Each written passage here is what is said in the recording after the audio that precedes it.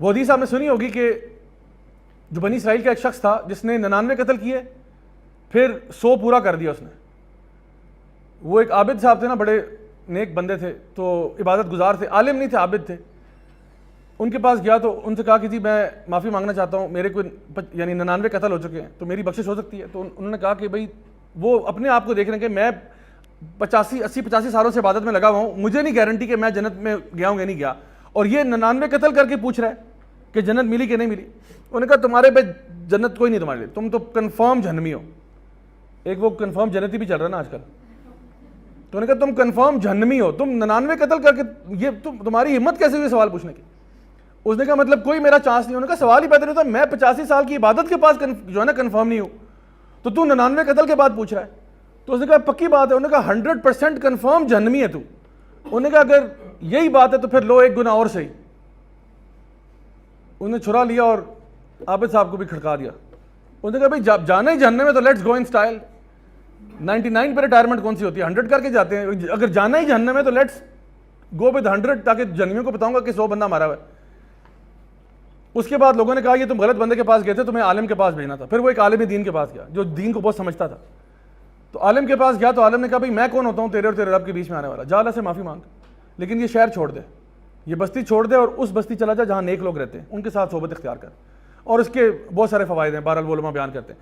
تو اس بندے نے نا ویٹ نہیں کیا. میں اس کے ایٹیٹیوڈ کی بات کر رہا ہوں آپ سے. اس کا رویہ کیا تھا؟ اس نے کہا کل پرسوں نہیں، میں اسی وقت نکل رہا ہوں.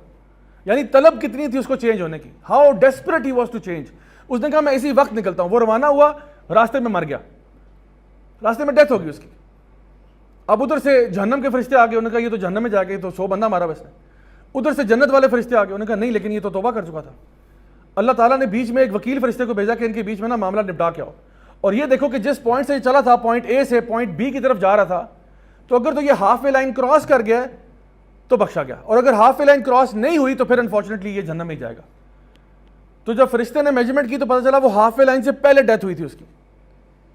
اللہ رب العزت جو رحمان بھی ہیں، رحیم بھی ہیں، غفور بھی ہیں، غفار بھی ہیں، العفو بھی ہیں، الودود بھی ہیں. اللہ زمین کو حکم دیتے ہیں کہ وہ ایک سائڈ سے سکڑ جائے، زمین سکڑ جاتی ہے، وہ ہاف وے لائن کراس کر لیتا ہے، اللہ اس کو معاف کر دیتے ہیں. صرف اس کی نیت تھی، ارادہ تھا، اور اس نے پہلا قدم اٹھایا تھا. یاد رکھیں جو اللہ کی طرف ایک قدم لے کے آتا ہے اللہ اس کی طرف 10 لے کے آتا ہے. جو اللہ کی طرف چل کے آتا ہے اللہ اس کی طرف دوڑ کے آتا ہے. لیکن پہلا قدم اللہ نے نہیں، میں نے اٹھانا ہوگا. آج کل یوٹیوب پہ ایک چیز بہت چل رہی ہے، پاکستان بینک کرپٹ کی طرف جا رہا ہے، جس کی وجہ سے نا لوگ ایک دم پاگل سے ہو رہے ہیں اور پاکستان سے بھاگنے کی باتیں کر رہے ہیں. یہ بھی الٹا سوچ رہے، الٹا بھاگ کے باہر جاؤ 4 دن میں واپس بھاگو گے. یہ بینک کرپٹ ہو کے بھی خدا کی قسم باہر سے بہت اچھا ہے. حقیقت بتا رہا ہوں.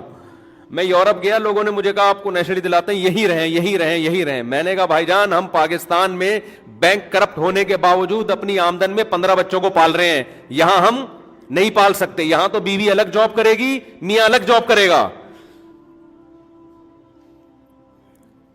تو کیا کر رہے ہیں ایسی اکنامکلی مضبوط ہونے کا جس میں بیگم کو الگ کمانا پڑے، میاں کو الگ کمانا پڑے. ہم تو ویسے بھی نیچرلی نہیں ہے. آپ کی بیگم بھی صبح آفس، جو جن کی بیگمیں کماتے ہیں ان پہ طنز نہیں کر رہا، ان کی کوئی مجبوری ہوگی بھائی وہ جانے. لیکن ہمیں تو یہ چیز سمجھ میں نہیں آتی یار کہ میاں بھی کما رہا ہے بیگم بھی کما رہی ہے. کیا خیال ہے؟ آپ کوئٹہ سے ہیں نا؟ کہاں سے ہیں آپ؟ پشاور سے. پشاور میں یہ ہوتا ہے؟ بالکل نہیں ہوتا، نہ کوئٹہ میں نہ پشاور میں. اب کراچی میں رواج چل پڑ رہا ہے. کوئٹہ میں ایک پٹھان جو ہے 15 بچوں کو، بیگم کو ٹماٹر کی ریڑھی لگا کے پالے گا.